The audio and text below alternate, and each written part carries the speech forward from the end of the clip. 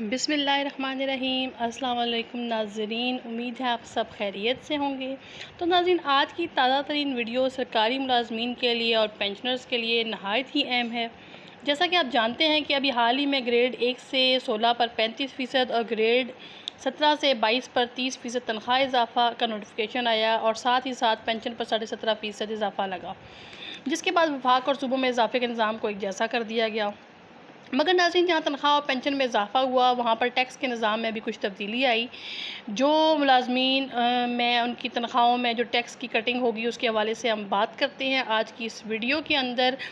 तो इन तमाम मालूमात को जानने के लिए वीडियो के साथ जुड़े रहिए ताकि आप जान सकें कि पेंशनर्स को किन किन सूरतों में इनकम टैक्स अदा करना होगा और कहाँ कहाँ नहीं करना होगा। सरकारी मुलाजमीन को तनख्वाहों के हिसाब से कितना इनकम टैक्स देना आएगा ये भी आपको इस वीडियो के अंदर ही मालूम होगा। और FBR के नए टैक्स स्लैब के रेट की तफसील भी आप इसी वीडियो में जान पाएंगे। तो आपको नाज़रीन स्क्रीन पे चार्ट नज़र आ रहा होगा। इसमें अगर आप पहले नंबर पर देखेंगे तो आपको एक सालाना इनकम 6 लाख से कम है तो इस पर कोई टैक्स नहीं लगेगा। जी हाँ, अगर आप देखें नंबर 1 चेक को तो उसमें लिखा हुआ है कि अगर आपकी तनख्वाह 6 लाख से कम है सालाना तो इस पर कोई टैक्स नहीं लगेगा। मगर यहाँ ये बात याद रखें कि यहाँ बात ग्रॉस सैलरी की हो रही है, ग्रॉस सैलरी की बात हो रही है।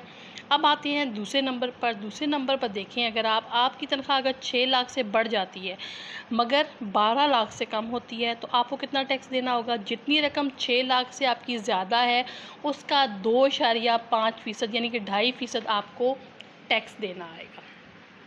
अगर आप तीसरे नंबर पर गौर करें तो जिस मुलाजिम की तनख्वाह 12 लाख से ज़्यादा है और 24 लाख से कम है, सालाना की यहाँ पे बात हो रही है, तो फिर 12 लाख से जितनी भी ज़्यादा अमाउंट होगी उस पर 12.5% जो है ना जमा 15,000 रुपया आपको टैक्स देना आएगा।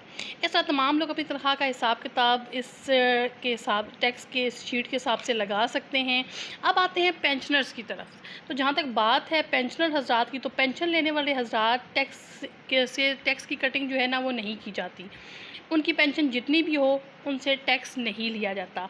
लेकिन अगर आप 2 पेंशन ले रहे हैं, यानी आप कोई 2 इदारों से रिटायर हैं और आप दोनों इदारों से पेंशन लेते हैं, तो जिससे आपको कम पेंशन आती है आपको उस कम पेंशन के ऊपर जो है आपको टैक्स अदा करना पड़ेगा।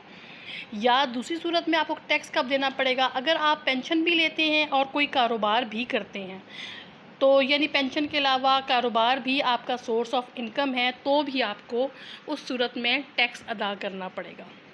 जी, तो पेंशनर्स के लिए क्या है, पेंशनर्स के लिए सिंपल अल्फाज में जहाँ पे आपको बताया गया, आपके अगर घर का गुजारा सिर्फ एक सिंगल पेंशन पे होता है, आपका सोर्स ऑफ इनकम सिर्फ वो एक पेंशन ही है, चाहे वो पेंशन लाख रुपया है, 1.5 लाख है, 2 लाख है, जितनी आपकी पेंशन है, ठीक है, लेकिन वो एक पेंशन है जिस पे आपका घर चल रहा है, तो फिर आपको कोई टैक्स अदा नहीं करना पड़ेगा। लेकिन अगर आपकी 2 पेंशन है, किसी 2 इदारों से आप पेंशन ले रहे हैं, तो फिर आपकी जिस इदारे की कम पेंशन होगी उसके ऊपर आपको टैक्स अदा करना आएगा। और दूसरी सूरत इसकी मैंने जैसे कि आपको बताई, अगर आप पेंशन लेते हैं और साथ ही आपका सोर्स ऑफ इनकम कोई कारोबार भी है तो भी आपको उसकी मद में टैक्स देना आएगा। तो ये थी जनाब हमारी आज की वीडियो, उम्मीद है आपको पसंद आई होगी। इस टैक्स चार्ट को गौर से देख लीजिएगा, इस हिसाब से अपनी तमाम टैक्स के बारे में मालूमात आप ले सकते हैं, किसकी सालाना कितनी तनख्वाह के ऊपर कितनी टैक्स की कटिंग होने वाली है। इसी तरह की मज़ीद मालूमाती वीडियो के लिए चैनल के साथ जुड़े रहिए। जाने से पहले वीडियो को लाइक, शेयर और चैनल को सब्सक्राइब करना बिल्कुल भी मत भूलिएगा। मालूमाती वीडियोज़ के साथ इसी तरह हम आपके पास हाजिर होते रहेंगे।